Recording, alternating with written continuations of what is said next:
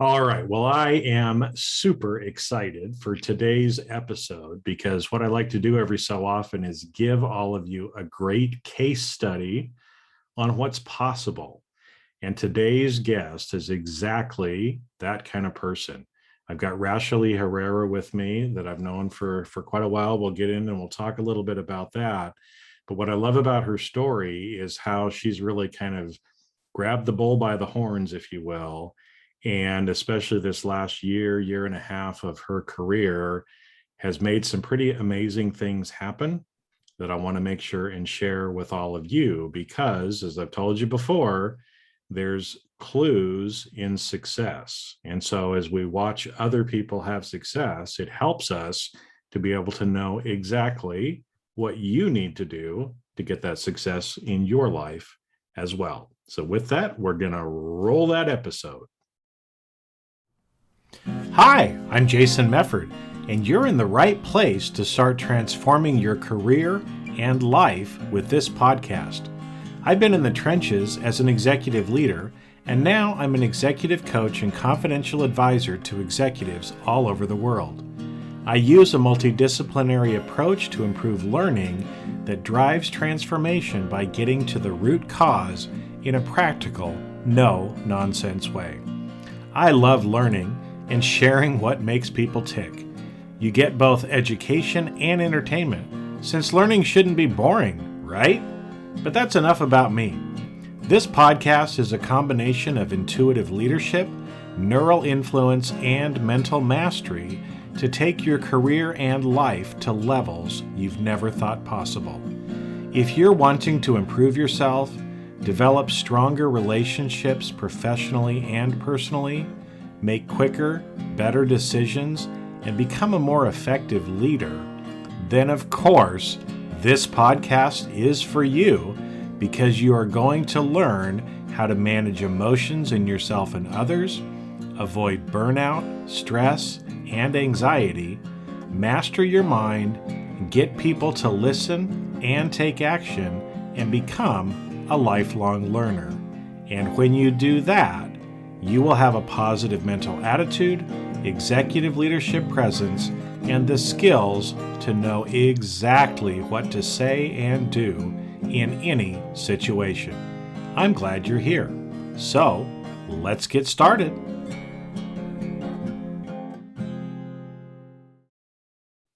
All right, Rashelle, it is great to have you with me today. How are you doing? I'm pretty good. Thanks for having me.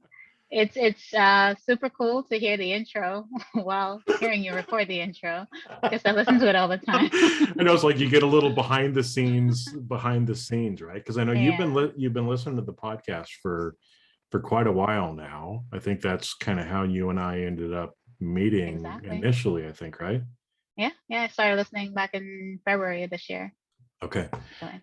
Yeah, and you're just one of those people that makes me smile. You have a beautiful smile, and I want to say I think cool beans too, right? Cool beans. I love that Yeah. catchphrase. I hear you say every so often too. That just makes me happy. But you know, I wanted to bring you on and talk because you know, like I said at the beginning, I think you've done some pretty amazing things in your career this last year or so, and it's all because of what you have done.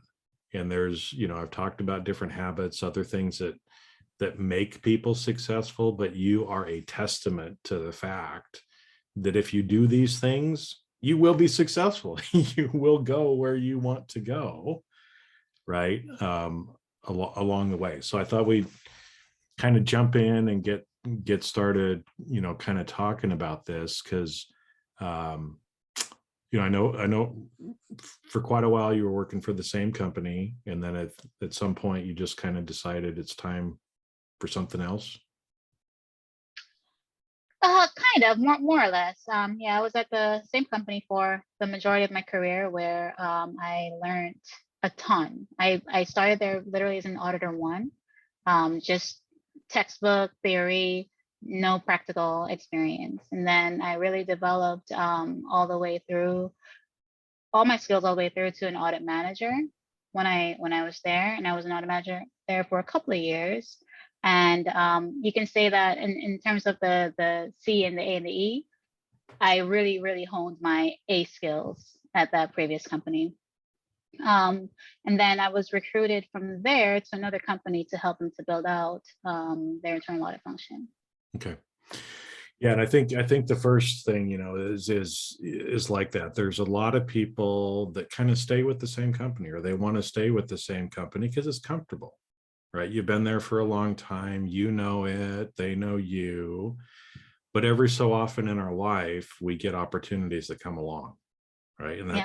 that's what you got, right? So, and I actually don't know if you were actively looking or if this, new company reached out to you. It happens sometimes both ways. So how was it? How was it in your career? Were you looking for something, or were you? Did, Right. No, I definitely wasn't looking. I am one of those rare people that I could stay at the same company forever and be okay. just fine.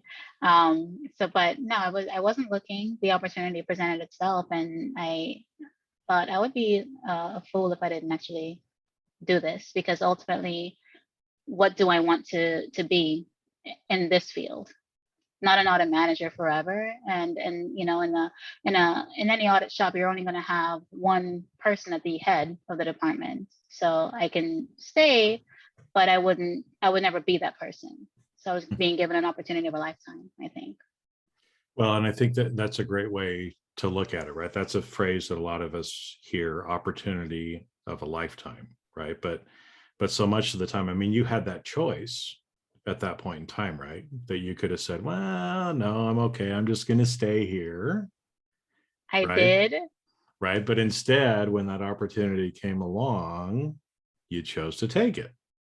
which is against my nature. Yes. Well, and it's against a lot of people's nature, right? Yeah. Because we get comfortable. It's like, oh man, this is going to be something new that I'm going to have to do, that I'm going to have to learn. Right. But when those opportunities come along, and I've seen this from you for a little while now, right? That when some of these opportunities come along, even though it might not be in your nature, you're still reaching out and taking those opportunities. Yeah. Right. And again, it's like I said, I mean, it came to you, you had an opportunity and you took it. Now when you took it, because again, right, you're going from, and again, we're talking about internal audit because Rashelle happens to work in internal audit, but this is true for any of you, regardless of what kind of career you have, right? You were trained very well. You were very good at what your job was, but this opportunity was going to be something different, right? Hmm. Was that a little scary? Very scary. It was very scary because at my previous company, being there for so long, I know all the people. I knew all the processes. I knew what I was doing. I was comfortable. The new opportunity, well, what's to be expected of me? I have to learn new people, build new relationships, which is also not something I'm naturally comfortable with either. But build new relationships, learn an entire new business, something that I'm completely not comfortable with. So in some ways, I felt like, will I be starting from scratch? But not with the audit perspective, but just with, just learning the new business and the new people. And that was a little bit scary for me because, you have different kinds of people. I'm not the most social. I don't go out of my way to talk to people, if that makes sense.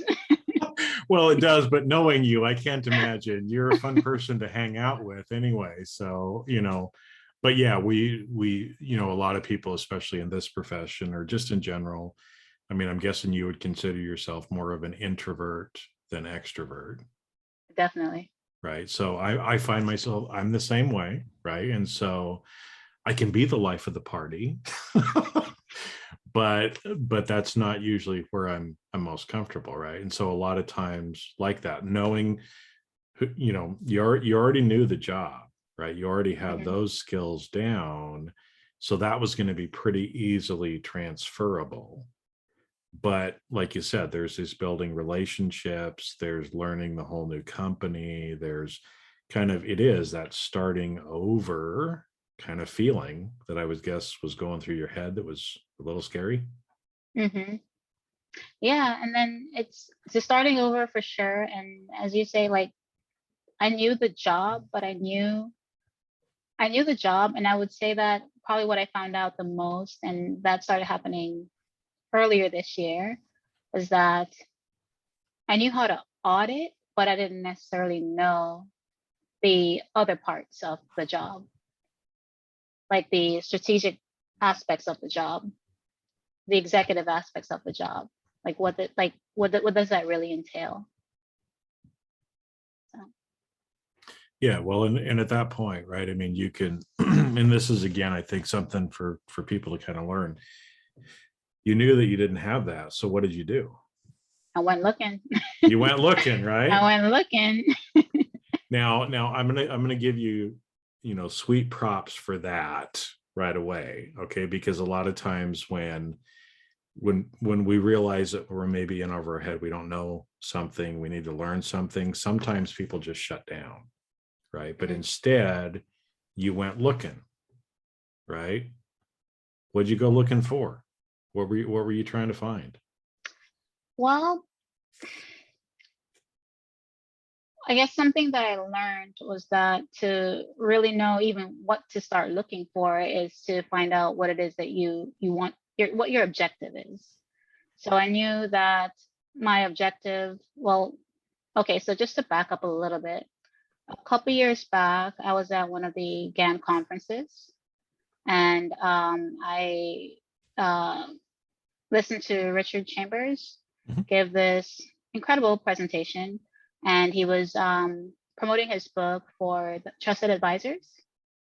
And I bought the book and I read the book, and that book really kind of cemented for me what I wanted to be as the head of an internal audit department. It gave me like oh wow, these things really are possible, and this is like a really good way to look at what the audit function can do. So when I went looking this year to see how to be better at what this job is, what I went looking for is how can I become a trusted advisor, like specifically that, like in internal audit. And honestly, it was just some Google searches. And one of the things that I came across was um, Jamming with Jason. The specific episode was one of your earlier ones where you spoke with Larry Harrington. Yep. And that conversation completely blew my mind. And then I went back to the first episode. So I started listening in February, but I'm all caught up. I was listening to you like just nonstop, like all catching up on all the episodes. And I was like, oh my gosh, my mind is completely blown. And it really shifted something in me. Like it made me feel, how do you say, it it backed up what I learned from the Trusted Advisors book, but it took things to a whole other level, like the next level. And it just like the more I listened, the more I wanted to listen, the more I wanted to learn, just and I just kept kept looking. And then some of the people that you would talk to, I would look into them, and like if they recommended books, I would, not all the books, but some of the books, I would read those books, and I would learn from them as well. So it's been a lot of learning, a lot of growth. Well, yeah, and I think it's interesting, so if we back up just a little bit, just to kind of recap, because again, sometimes we need to hear things more than once, right? But before you even started looking, you had to know what your objective was, right? Yeah. And like you said, you'd read that, or came across the term trusted advisor, realized that was something that you were looking for, that you wanted to do. So then how can I become that, right? And however, through all the synchronicities that happen in the world, you ended up upon that particular Episode. episode, It's right? crazy. um so when you talk about, that it started shifting something in you, what was it shifting, or what was shifting? How can you describe that to people? What was happening? Um, I would say that it was more of this makes sense to me. this feels natural to me. This feels good to me. This feels like something that I can do. I just need to keep learning. Where before I wasn't as confident in that feeling. Well, and that's a big one that I hear from a lot of people, right? Is because if we don't really know, then we don't feel very confident. And if we're not very confident, then what we're doing isn't usually that good as well, right? But I guess it, like you said, it made it feel like this is something you can do. And I guess Mm-hmm. that gave you hope, or how would you describe that? Hope is good. Hope's a good word. It gave me hope. It gave me probably a little bit of fire, actually. A little Yeah. bit more fire. Yeah. I was incredibly motivated. So what was motivating for you about it?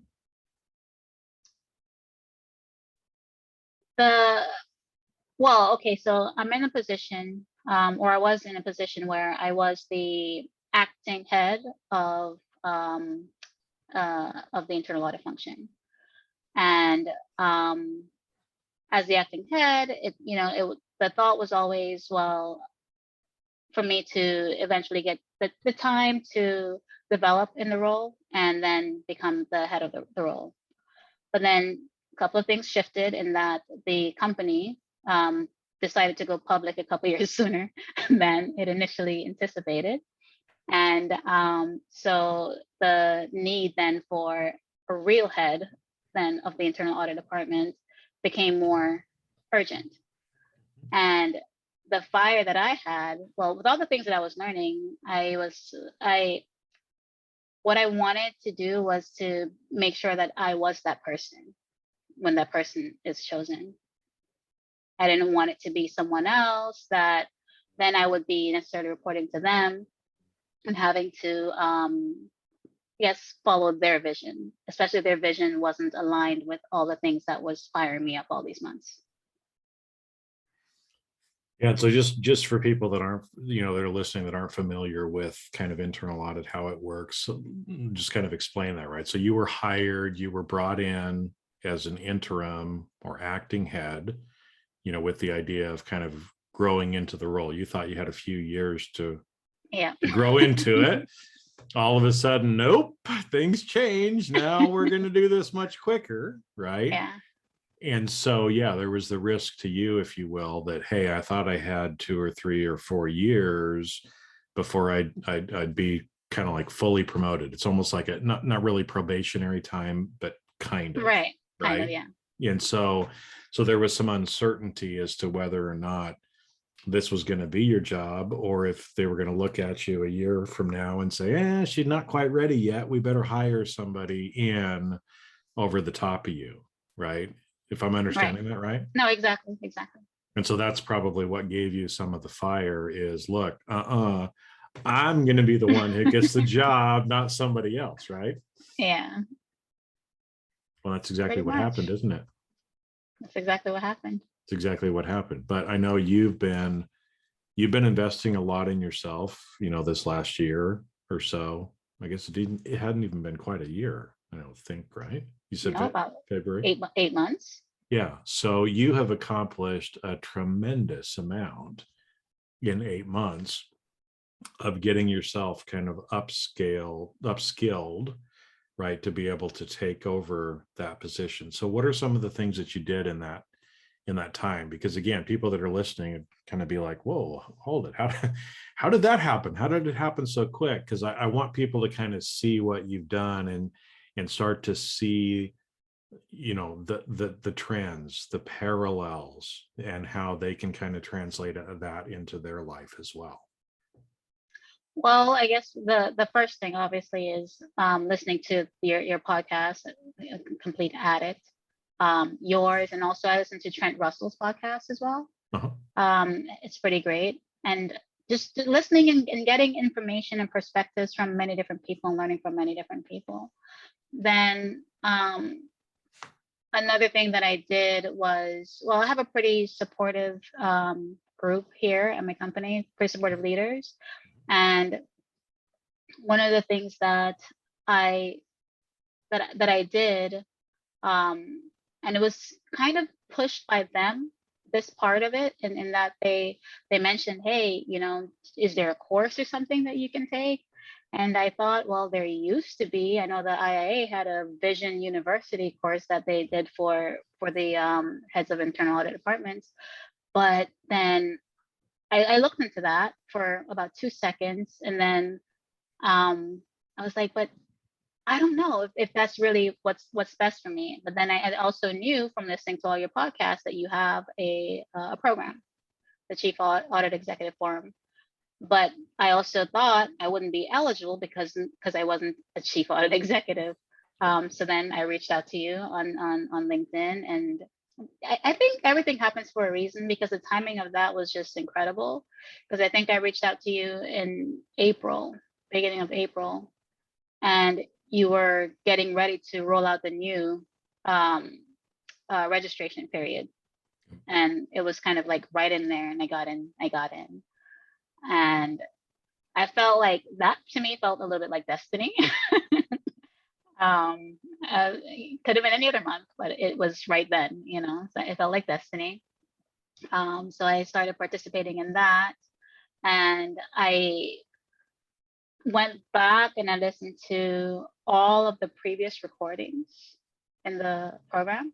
So I went back to, I guess, 2019 was the first I listened to. I'm all caught up with that, and those conversations, just hearing the different perspective from all the different chief audit executives, and just learning about hiccups that they've had, and in some cases things that I've seen in my current role, and just listening to just the insight from everyone, it really catapulted, I think, my knowledge and my awareness with just how to think about things.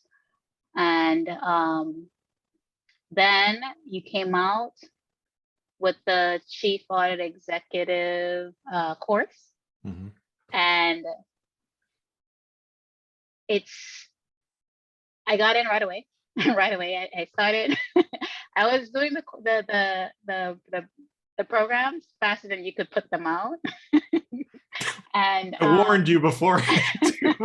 Yeah. I would get super excited each time another one would come out, and I would just do the programs. And I did the course a couple of times. I've been through like each thing multiple times, because as you say, you don't necessarily get something the first time, and then each time you listen to something, you hear something different. And I've just been a sponge, really, just taking everything in and trying to apply little by little things that I learned, something, and trying to take that and to apply it in my day to day. And it's been pretty good. Well, and that's why I didn't know some of that stuff that you just told me right there. So, I mean, again, I knew you were a rock star and that you were kicking butt. But it's exciting for me to see somebody else who is also as curious and loves learning like you seem to, right? Because there was this fire behind you. I mean, to go back and to listen to all of my podcast episodes, and I know some are better than others. Some of you probably like, come on, Jason, let's just get through this, right?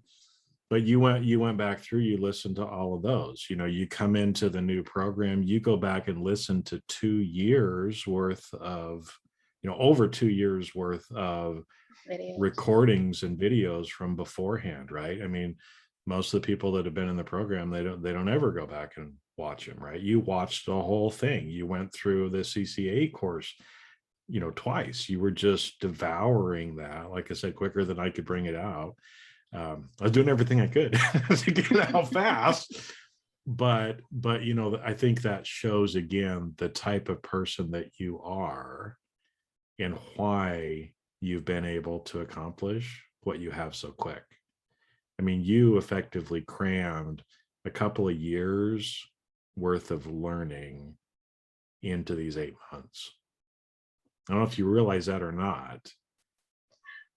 I do, actually. I do.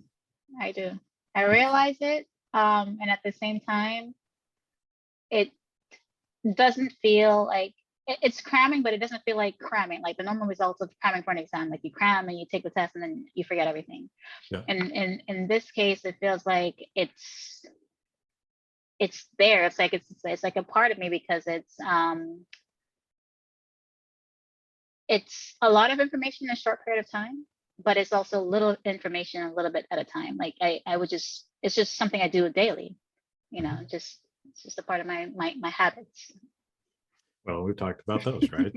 Because yeah, I mean, it's the as you go through and kind of talk about that, and then you start applying these things day to day, that's where you start to get it. But yeah, I mean, so if we rewind a little bit, right? So let's assume again, when you got the new role, you had a couple of options that you could have chosen from. You knew you needed to learn something. You could have gone out and just read a bunch of books, or just done some internet searches, let's say, and tried to figure it out on your own, right? That's one option that could have happened. But you very quickly, and like you said, it felt like it was destiny. And again, when you reached out to me, it's like, well, of course you can come in the program, right? It's like, you're right here, you need this sort of thing. But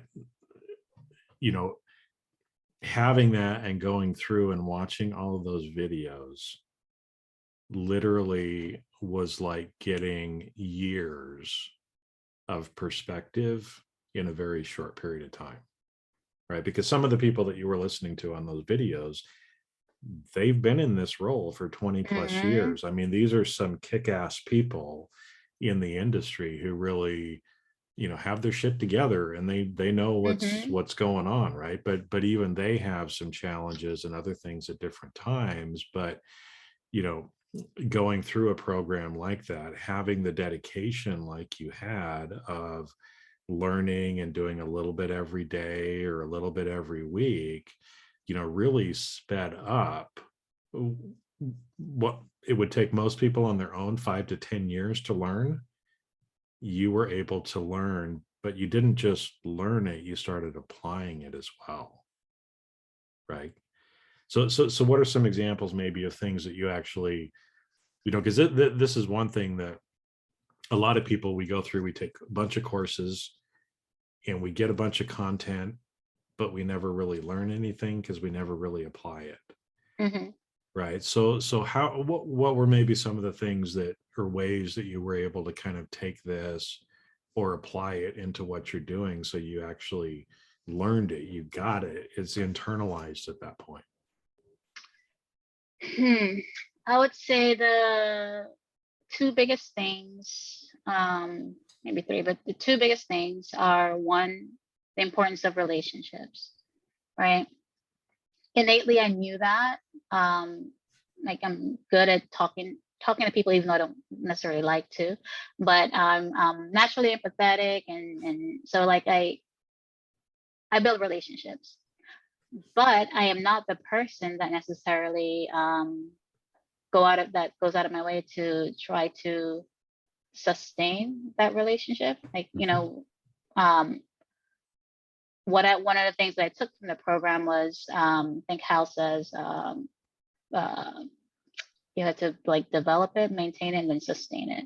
So like one of the things I took from that is actively working on not just we're we get along, we're great, and I'm a nice person, that I'm a nice person, but actually staying active in with the people that I'm building the relationships with over time, and not just when I need something or when they need something.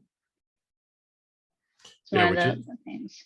That's one of the first things. Yeah, it's important. And again, a lot of people don't realize that or don't think about it, right? Well, I've got a relationship because we dated before we got married, and now and now for the next 2 years, I'm going to ignore you unless I need something, right? That's not a very good, recipe for a marriage, and it's not really a good recipe for relationships as well. So, okay. So yeah. And actively working on sustaining those relationships, doing something each week or each month or whatever it is, but actually being intentional about it, right? Sounds like has been one of the things that's been very helpful for you. So what's the other one or two that you were going to mention? Another one is being what the business needs when the business needs it, and not just wearing my internal auditor hat. And as far as saying that, I can't do X, Y, and Z because that would impair my objectivity. So that's one of the things I took from the podcast and also from the program, and really going out of the way to be value added to the business. Value can come in many different ways. It's being what the business needs when the business needs it. Yeah, I love it. How you just said that there at the end. Value comes in different ways. I think is a beautiful thing for us to remember in career as well as personal life as well, right? That we can show up and add value, but it's value is really about what the other person perceives as value and not necessarily what we perceive as value, right? And so it's almost like you kind of went from or kind of realized, look, it's not necessarily about me and about what I need to do, but what do the other people need and how can I show up and kind of serve that way? Is that, Yeah, exactly. Sound right? So it's almost like a shift on you of, I've got a job to do. I've got these tasks to check off my list versus what is it that the other person really needs from me? Because my checklist probably may not be that important at the end of the day. Exactly. Yeah. And then the third one is the vision or the strategy that I have for the department is making sure that whatever we're doing, it's in line with the strategies of the company. That we're not over here looking at something that no one really cares about. But we like it, so we'll look at it. Just making sure that what we're looking at is actually the things that they need from us, that we're in line with the strategies of the company. And those have been sounds like those have been working out pretty well for you so far. So far, so good. Yeah. Yeah. Yeah. Well, it's nice. Like I said, I mean, I just wanted to kind of chat to share your experience. So thank you for sharing your experience, because again, I think a lot of people are in the situation you were in before, right? Where it's like, I need some help. I don't really know where to go. I don't necessarily know what to do, right? But they can look at what you've been able to accomplish and see if that works for them. Yeah. Because it's like I said, I'm proud of you. I mean, you've really kicked butt this last year, and it takes a lot of awareness, and I think it's to give you a lot of credit too, is that a lot of times it's hard for people to admit that they need help, or that they want to accept help, or that they want to get help. And so that first acknowledgement, kudos on you, back in February of, hey, I need some help. Let me go figure out what it is that I need. But then also the commitment, because, again, so many people, they'll start something, they'll work really hard for a couple of days, and then they stop. And then they stop. Right. But you haven't. You've continued on, right, with that grit, with the commitment, the whatever it is that you want to call it, of continuing to keep going and keep doing those things that have been making you successful. And I love how you kind of pointed out those three areas, because again, you keep doing those things, you're going to be successful over your whole career, regardless of where your career takes you.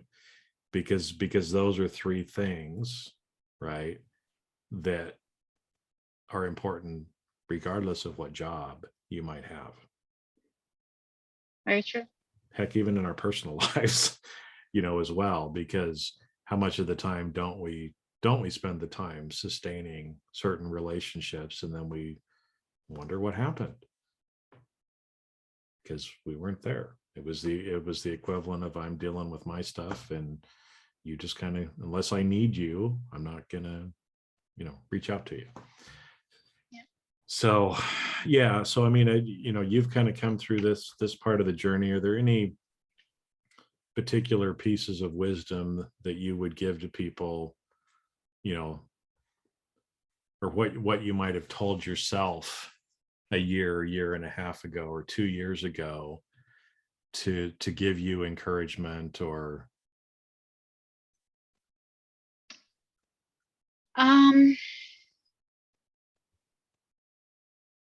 I think what I would say to myself 2 years ago is to not be afraid. Not be afraid. The fear that I felt, or the anxiety that I felt or gave myself, was completely unnecessary. The thing that you do to overcome that is to just keep learning, educate yourself.